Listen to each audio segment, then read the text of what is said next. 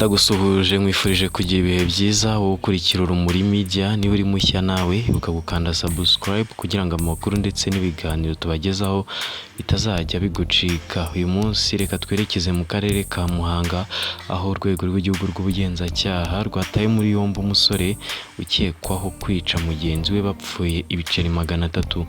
Ubuyobozi bw'umurenge wa Rongi mu karere ka Muhanga bwashyikirije urwego rw'igihugu rw'ubugenzacyaha umusore w'imyaka 27 ukekwaho kwica mugenzi we w'imyaka 19 bapfuye amafaranga 300. Ibi byabereye mu mudugudu wa Gisoro, akagari ka Nyamirambo.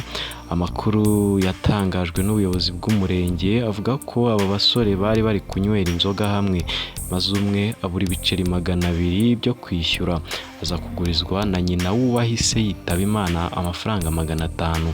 Kuri ayo mafaranga yagurijwe hasagutseho 300, aho mugenzi we yasabye ko bayagabana undi arabyanga, biza gutera amakimbirane yaje kuvamo n'urugomo rwatumye umwe yitaba Imana. Umunyamabanga nshingwabikorwa w'agateganyo w'umurenge wa Rongi, Ndayisenga Placide, yavuze ko muri rusange bapfuye amafaranga 300 nayo atari ayabo.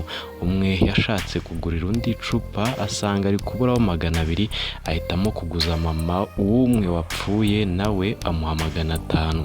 Umunyamabanga nshingwabikorwa w'agateganyo w'umurenge wa Rongi, Ndayisenga Placide, yavuze ko nyuma y'imirwano bombi bajyanywe kwa muganga, aho umwe yahise yitaba Imana.